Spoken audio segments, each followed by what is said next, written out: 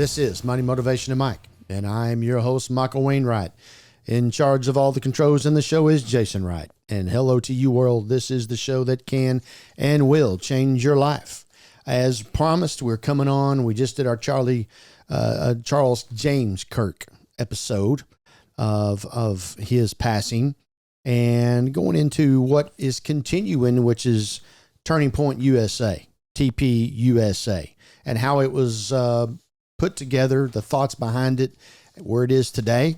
And as my understanding, Jason, the wife is taking it on like no big deal. I believe there was a vote on the 18th that awarded her as the new CEO, I believe. Okay. So May of 2012, 13 years ago, at the tender age of 18, Kirk gave a speech at Benedictine University's Youth Government Day, where he met Bill Montgomery. Have you heard about Bill Montgomery? I've heard the name. I don't know it. 72-year-old retiree who was then a Tea Party-backed legislative candidate. Montgomery encouraged Kirk to engage in political activism full-time. A month after they met, Montgomery and Kirk co-founded Turning Point USA, a grassroots organization to rival liberal groups such as MoveOn.org. At the 2012 Republican National Convention, Kirk met Foster Forres, a former investment and manager and prominent Republican donor, and persuaded him to finance the organization. From its founding to his death in just here the last week, September the 10th, 2025, Kirk was executive director, chief fundraiser, and public face of Turning Point USA, which he described as a student organization advocating for free markets and limited government. According to the Associated Press, video clips of Kirk's campus appearance spread online, helping him secure a steady stream of donations that transformed Turning Point into one of the country's largest political organizations. Never classified, Jason, as a political action committee, to my knowledge. A PAC. Turning Point eventually began holding massive rallies in which top conservative leaders addressed tens of thousands of youth voters. In 2025, TPUSA said it had charters at more than 2,000 colleges and high school campuses, and that it had reached 32,000 inquiries about starting new chapters in the days after Kirk's death. Did you know that? 32,000 inquiries since September the 10th. Well, I didn't know about the inquiries. I had heard 18,000 plus new applications, but maybe that's in addition. There must be that plus some other Inquiring things. to bring one of those charters to the local campus. Yeah. March 2025 interview with Gavin Newsom, the governor of California, of course. Kirk said that while building TPUSA, I recognized that there was an ideological imbalance on a lot of these campuses, college campuses, and they wanted to provide a counterpoint rooted in conservatism, conservative, pro-freedom, pro-liberty, America first ideas. He said that when TPUSA began, about 75% of college students voted Democrat. I believe that. And the organization's goal was to shift the youth vote at least 10 points towards Republicans, a target they achieved by the 2024 presidential election. TPUSA's activities include publication of Professor Watch List and the School Board Watch Lists. Critics, these watch lists say they threaten academic freedom and have led to targeted harassment of academics. 2019, the Professor Watch List was briefly suspended by its web host. And in 2020, ProPublica investigated TPUSA's finances and found that the organization made misleading financial claims, that the audits were not done by an independent auditor, and that the leaders had enriched themselves while advocating for Trump. ProPublica also reported that Kirk's salary of TPUSA had increased from 27,000 to nearly 300,000, which, hey, that's the way it works in corporate America, CEOs. More value you bring, more you bring to the marketplace, more money you make. And they've grown that business quite a bit. Yes, they have. And here's where he's being ridiculed for buying him an $855,000 condo in Longboat Key, Florida. In 2020, Turning Point USA had $39.2 million in revenue. 2020. Kirk's salary then at $325 from TPUSA and regulated organizations.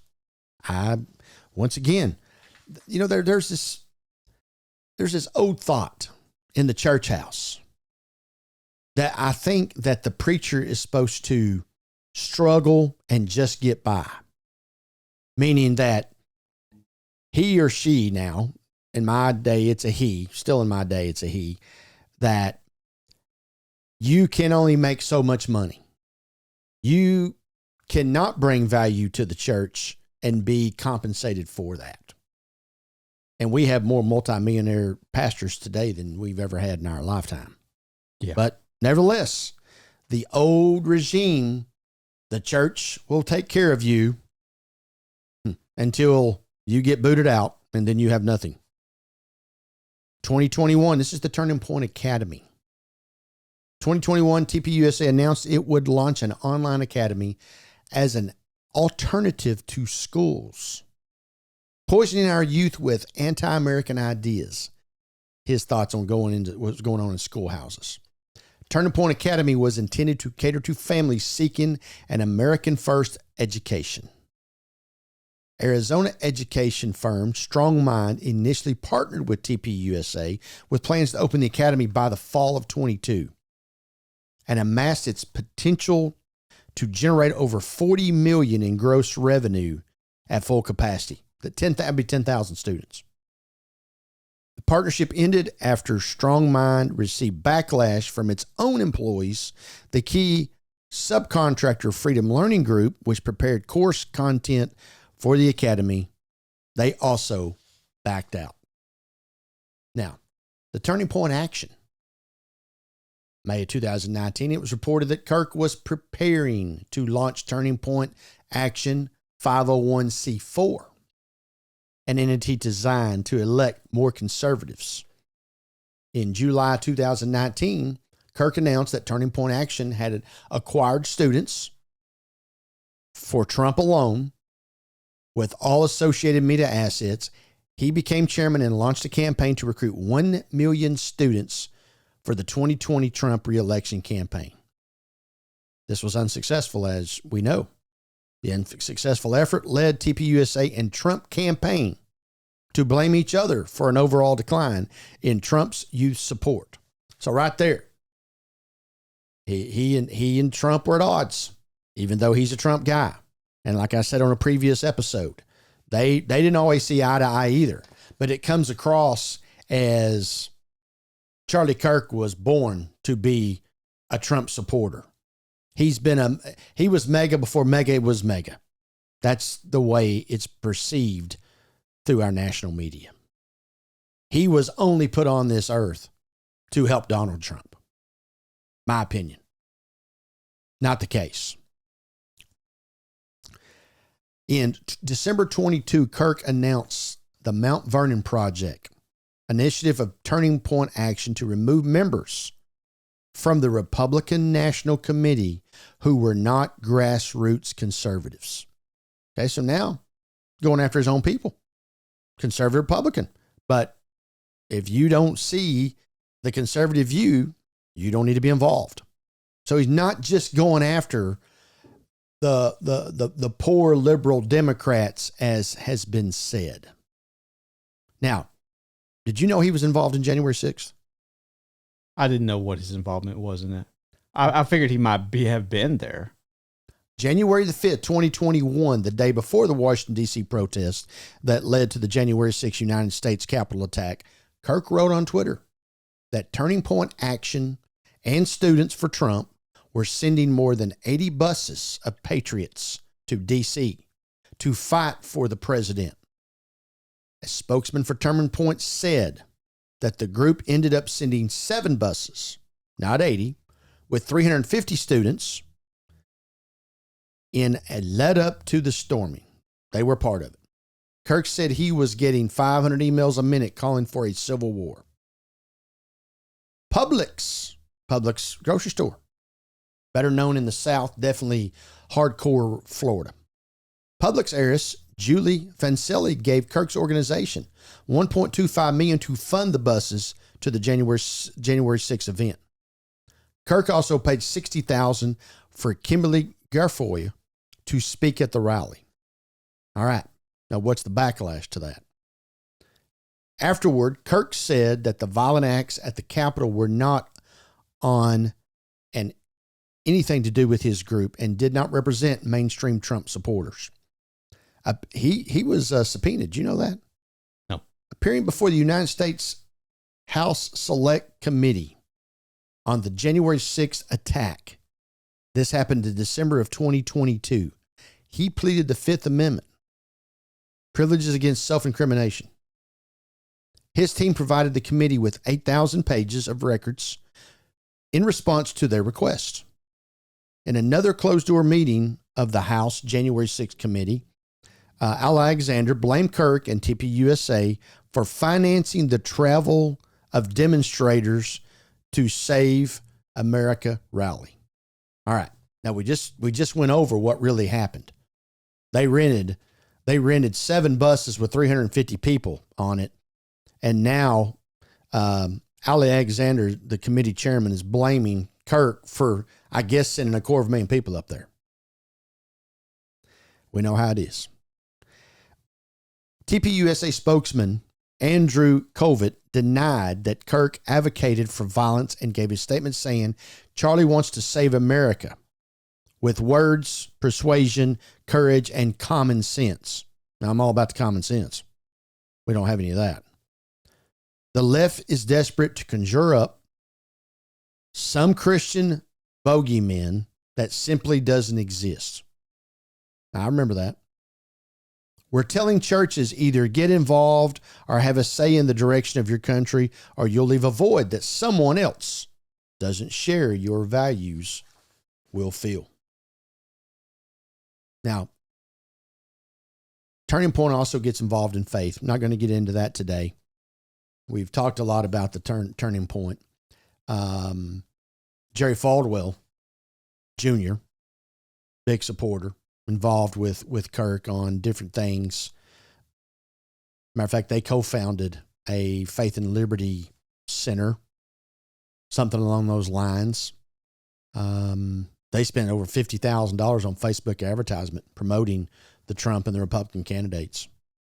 So my last final points on Turning Point, and for that matter, Charlie Kirk, on this particular episode, is how society, and not everybody, very few, but enough, come up that he's a racist, and that's still a harsh word to me. Yeah. When you use that, you better have some hard evidence.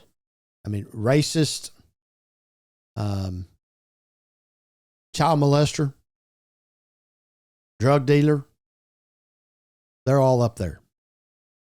Like I've said before, you can kill your next door neighbor. Shouldn't, but you can kill your next door neighbor. Don't mess with the kids. And don't call me a racist. So, Justin, did you have some kind of information down there for me on the Charlie Kirk? Well, the House and the Senate had passed a resolution for Charlie Kirk Day, which will be October 14th, which is his birthday. Okay, that's correct. Would turn 32. Yeah. Just a day of remembrance for him. Yeah. And how'd that vote come out? Well, the Senate was unanimous. Okay, that means every Democratic senator, everybody voted across the board.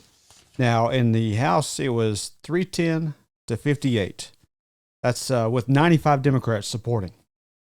But 38 Democrats voted present, while another 58 voted no. Okay. Well, 95 supporters, that's a pretty good percentage for the Democratic side. Yeah. To vote for, in essence, a Republican cause. And I, at this point, don't know how it could be any cause other than man lost his life, and people celebrated that. Yeah. Because you don't agree with what they had to say. Right. And it said that the Democrats, they wanted to condemn the shooting, but they didn't want to agree with him politically. And that was why the vote was a little tougher for them, but which I can kind of get, but I don't know how you disagree. I saw a ton of United States flags at half mast last week, which is something we only do for, in essence, elected officials. Yeah. Trump made that call. I think it was that evening or by the very next day, if not that evening. Yes. Yeah. That's unheard of to me in our times. I mean, you almost had to be the president of the United States at once upon a time for that flag to come down halfway through that flagpole. Yeah. So that just tells you how big of a deal it was to Trump, but I really think to most of America. There's a lot of people who think that Charlie Kirk would have been maybe a vice presidential candidate, if not a presidential candidate. I've heard that. At some point in the future. I've heard that myself. You know, he was too young to be president. You got to be 35 years old. Is that right? To run for president. Yeah, I have heard that. I just forgot. We've discussed it on this show. Yeah, that's right. But, you know, Jason, we got so much content now and so many viewers and listeners, you just can't remember all of it. And without doubt. And that's why you got me down on this end of the table, to remind you of everything we've talked about for the last 3.5 years. I appreciate it. And to the viewers and listeners, contact me. info@mx3.vip. Find all of our content at mx3.vip and on our YouTube channel at youtube.com/@MX3 Podcast. Don't forget to like, subscribe, hit the bell icon to get notified now, Jason? Mondays and Thursdays of our shorter versions, which this week's versions have not been short. Right. But I'm trying to do better. Used to have 40-minute shows. Yeah. Yeah, that's right. Dragged out a little bit for some folk. But well, it was good content nonetheless. Go back and listen to them. Very, very good content. That's right. Yes. That a lot of our listening and viewing audience missed because they had already tuned out. They tuned out on that $1 million giveaway I did there at the end of that show. That one? Yeah. Sorry about you. So, for all been a part of this show, continue to live your life the right way.